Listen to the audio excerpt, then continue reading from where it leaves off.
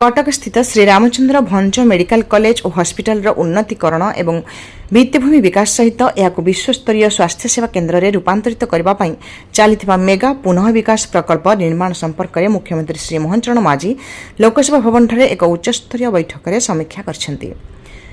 बैठकर आलोचनारू जणाଯାଇଛି ACB medical परिसर में 4टी नूतन क्लिनिकाल एवं गोटे आवासिक ब्लॉक निर्माण कार्य द्रुत गति आगे चली। आवासिक ब्लॉक निर्माण प्रायतः संपूर्ण होता बेले क्लिनिकाल ब्लॉक गुड़िक आसंता वर्ष जून सुधा शेष हो बोली सूचना दी जाता। यह सहित आउ एक मेडिसिन ब्लॉक निर्माण करने मुख्यमंत्री निर्देश देते। ଏହି ବୈଠକରେ ପ୍ରଥମ ପର୍ଯ୍ୟାୟରେ ନିର୍ମାଣାଧୀନ ବହୁତଳ କାର ପାର୍କିଂ ଏମ୍ଏଲ୍ସିପି ଏବଂ ହସ୍ପିଟାଲର ଆନୁଷଙ୍ଗିକ ଭିତ୍ତିଭୂମି ବିକାଶ କାର୍ଯ୍ୟର ଅଗ୍ରଗତି ନେଇ ବିସ୍ତୃତ ଆଲୋଚନା କରାଯାଇଛି। ମେଡିକାଲ ପରିସରକୁ ଆସୁଥିବା ରୋଗୀ ସେମାନଙ୍କ ସମ୍ପର୍କୀୟ ଓ ଡାକ୍ତରମାନଙ୍କ ପାଇଁ ଯାତାୟାତ ଓ ପାର୍କିଂ ବ୍ୟବସ୍ଥାକୁ ସୁଗମ କରିବା ଏହି ନିର୍ମାଣର ମୁଖ୍ୟ ଉଦ୍ଦେଶ୍ୟ।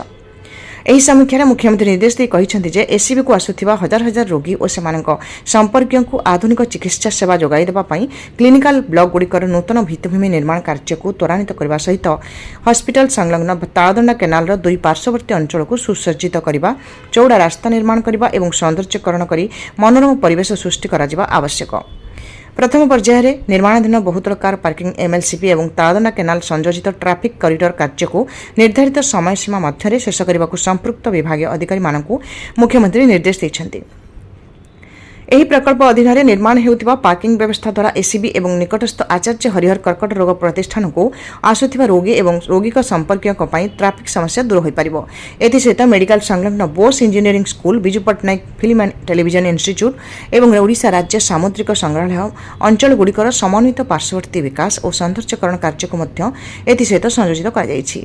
ନିର୍ଦ୍ଧାରିତ ସମୟସୀମା ମଧ୍ୟରେ ଗୁଣବତ୍ତା ବଜାୟ ରଖି ସମସ୍ତ କାର୍ଯ୍ୟ ସମ୍ପୂର୍ଣ୍ଣ କରିବାକୁ ମୁଖ୍ୟମନ୍ତ୍ରୀ ନିର୍ଦ୍ଦେଶ ଦେଇଛନ୍ତି। ଏଥିସହିତ ରାଉରକେଲାର ପ୍ରସିଦ୍ଧ ଧାର୍ମିକ ପର୍ଯ୍ୟଟନ ସ୍ଥଳୀ ହନୁମାନ ବାଟିକାର ବିକାଶ ଏବଂ ଏହାର ପାର୍ଶ୍ୱବର୍ତ୍ତୀ ଅଞ୍ଚଳର ରୂପାନ୍ତରଣକୁ ନେଇ ଏହି ବୈଠକରେ ଆଲୋଚନା କରାଯାଇଛି।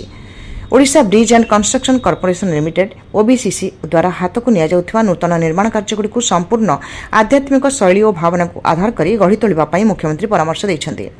ଏହି ସମୀକ୍ଷା ସମୟରେ ବାଟିକା ପରିସର ମଧ୍ୟରେ ଚାଲିଥିବା ଏବଂ ପ୍ରସ୍ତାବିତ କଲ୍ୟାଣ ମଣ୍ଡପ ସମେତ ଅନ୍ୟାନ୍ୟ ଆଧ୍ୟାତ୍ମିକ ସଂରଚନାର ନିର୍ମାଣ କାର୍ଯ୍ୟକୁ ଆହୁରି ତ୍ୱରାନ୍ୱିତ କରିବାକୁ मुख्यमंत्री निर्देश देते। बाटिकार पवित्रता और प्राकृतिक परिवेश को अक्षुण्ण रखी भक्त और श्रद्धालुओं सुविधा आवश्यक भित्तिभूमिर विकास करने को एसहित बाटिका बाहर पार्শ্ববর্তী अंचल सौंदर्यकरण, प्रशस्त गमनागमन पथ और आलोकीकरण कार्य विस्तृत प्रकल्प रिपोर्ट प्रस्तुत करने को पूर्त विभाग को निर्देश दी जाएगी।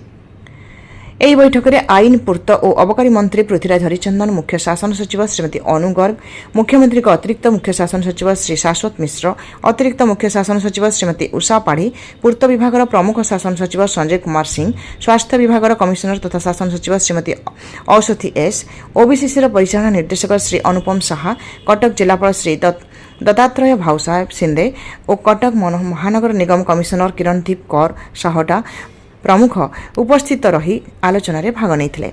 समृद्ध ओडिशारू रजत महापात्रଙ୍କ रिपोर्ट।